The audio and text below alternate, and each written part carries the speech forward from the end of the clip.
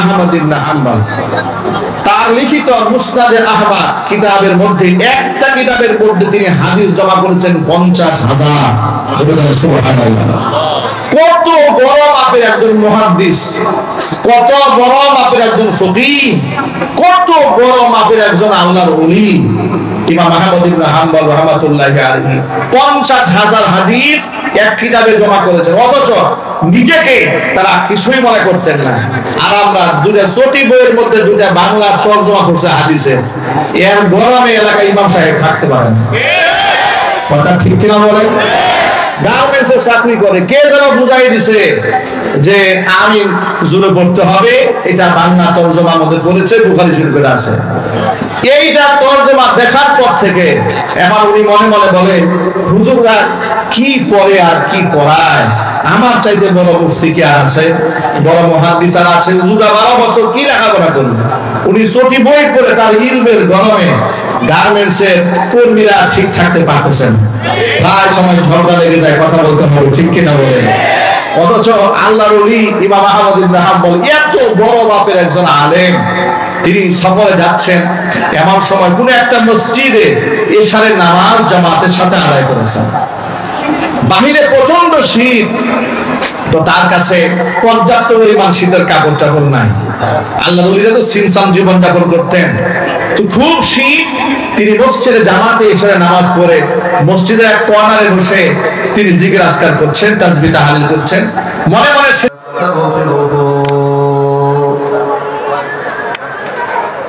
ونؤمن به ونتوكل عليه ونعوذ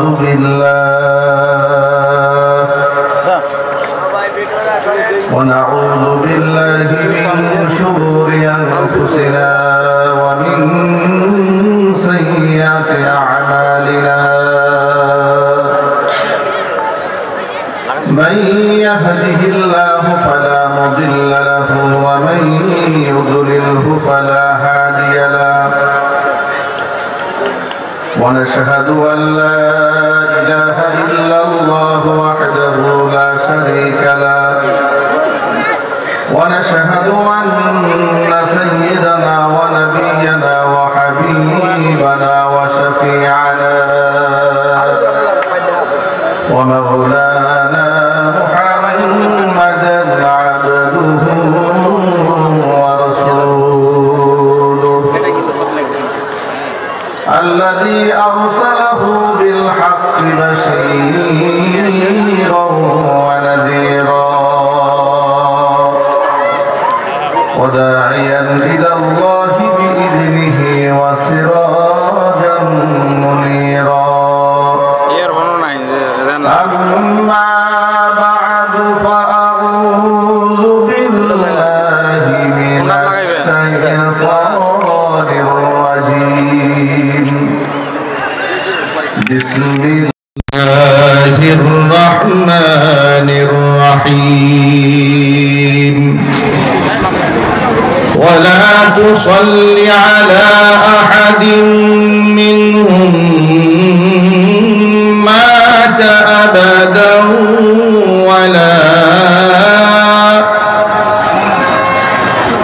ولا تقم على قبره إنهم كفروا بالله ورسوله وماتوا وهم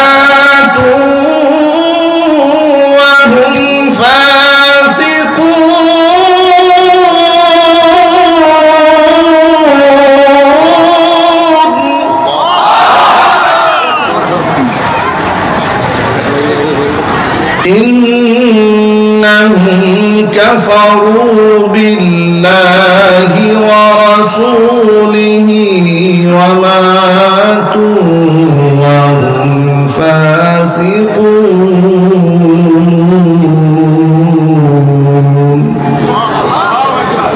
وقال تعالى في شان حبيبه ومحبوبه آمرا ومخبرا إن الله وملائكته وملائكته يصلون على النبي يا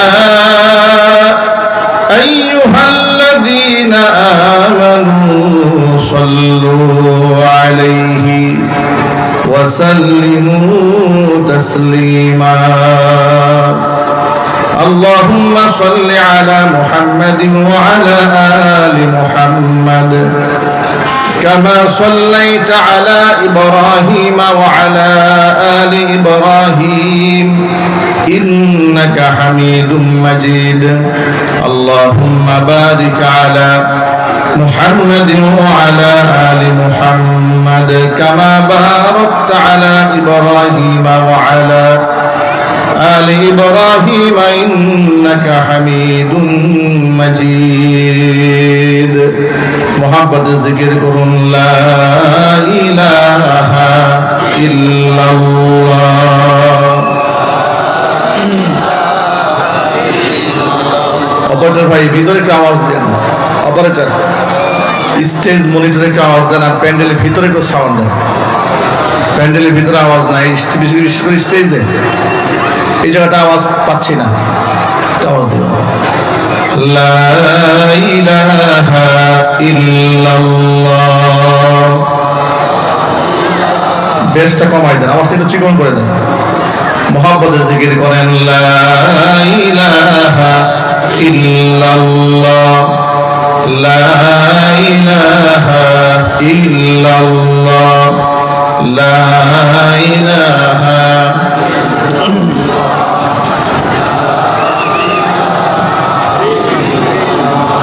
لا إله إلا الله محمد رسول الله صلى الله عليه وسلم ঈমানের পথে অবিচল থেকে আমার মরণ যেন হয় ঈমানের পথে অবিচল থেকে আমার মরণ যেন হয় তোমারই কাছে মিনতি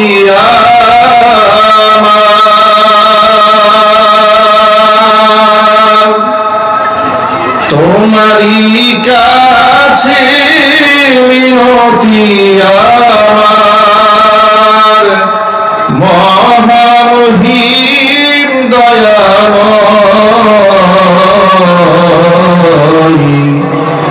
ঈমানের পথে অবিচল থেকে আমার মরণ যেন হয় ঈমানের পথে অবিচল থেকে আমার মরণ যেন হয় প্রতিদিন মিথ্যে মুখোমুখি হই বেদিন ফাসেকরা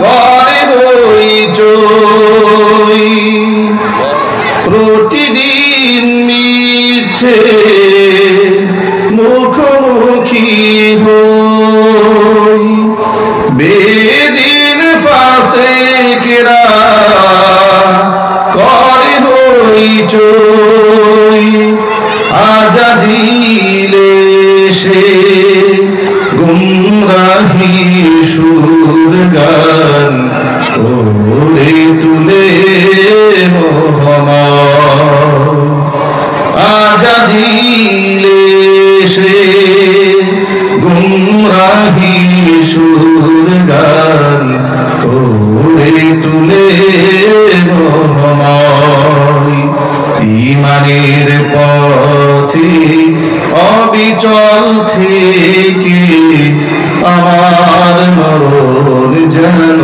হয় তোমারই কাছে মিনতি আমার, তোমারই কাছে মিনতি আমার, মহামহিম দয়াময়।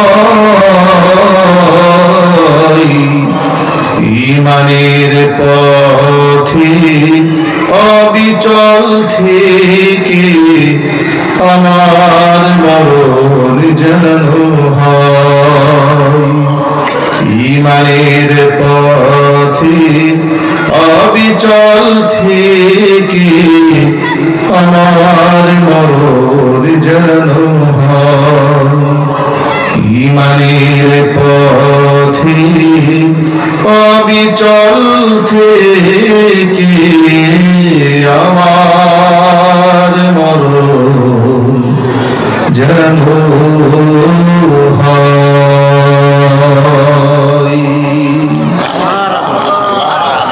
সকলেই বলুন আল্লাহুম্মা আমিন। ঐতিহ্যবাহী গাজীপুর জেলার অন্তর্গত কালিয়াকুর উপজেলা ওলামা কল্যাণ পরিষদ কর্তৃক আয়োজিত হরিণহাটি বাইতুল নূর কেন্দ্রীয় জামে মসজিদ সংলগ্ন মাঠে আজকের ইসলামী মহাসম্মেলনের সম্মানিত সভাপতি জনাব আলহা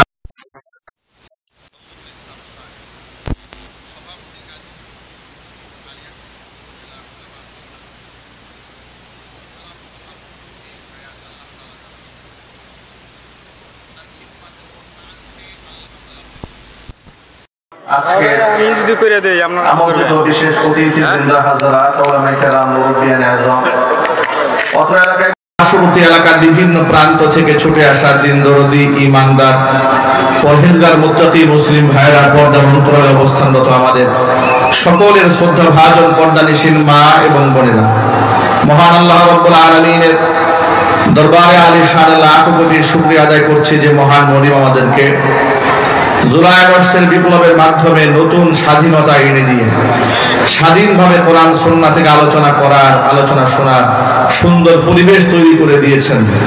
এখন স্টেজে ওঠার আগে কেউ আমাদেরকে কানে কানে বলে না, হুজুর পরিস্থিতি খুব একটা ভালো না।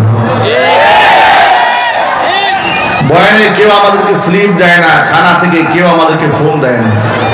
কোন মাহফিল কর্তৃপক্ষ এখন আর বলে না, হুজুর আপনারা আইডি কার্ডের ফটোকপি দেন, থানা থেকে চেয়েছে। কেউ বলে না, হুজুর পুলিশের ঊর্ধ্বতন কর্মকর্তাকে দিয়ে একটা ফোন দেওয়া, মাহফিল তো করতে পারছি না, গত রাতে থানা থেকে ওসি সাহেব এসে মাহফিল বন্ধ করে দিয়েছে। এগুলো আর কেউ বলে না, ইনশাআল্লাহ এগুলো আর কেউ বলতে পারবেও না। ঠিক কিনা বলেন? এদেশের ওলামারা এই দেশে যে পরিমাণ শ্রম দিয়েছে, ঘাম ঝরিয়েছে, রক্ত ঝরিয়েছে, আলেমদের ত্যাগ, আলেমদের তিতিক্ষা, আলেমদের জীবন বাজি রেখে ইসলামের পক্ষে চলার অবদানে আজকে 56,000 বর্গ মাইলের প্রতি ইঞ্চি মাটি ইসলামের জন্য আল্লাহ পাক উর্বর বানিয়ে দিয়েছেন। কথা ঠিক কিনা বলেন? ইসলামের সপক্ষে আপনারা ছিলেন, আছেন, ভবিষ্যতেও থাকবেন। বলেন ইনশাআল্লাহ। সবাই একটু জোর আওয়াজে বলতে হবে ইনশাআল্লাহ। মনে রাখবেন, আজকের কালিয়াকুর উপজেলা ওলামা কল্যাণ পরিষদ আজকের এই ইসলামী মহাসম্মেলন আয়োজন করেছেন। ওলামারা হচ্ছেন আমাদের মাথার মুকুট, আমাদের মাথার তাজ। আলেম ওলামাদের সম্মান স্বয়ং আল্লাহ পাক বৃদ্ধি করেছেন।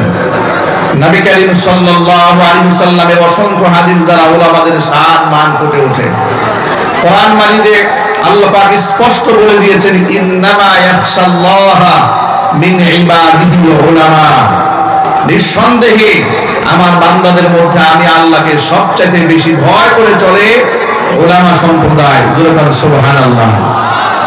উলামাদের সম্মান আল্লাহর কাছে আছে না নাই?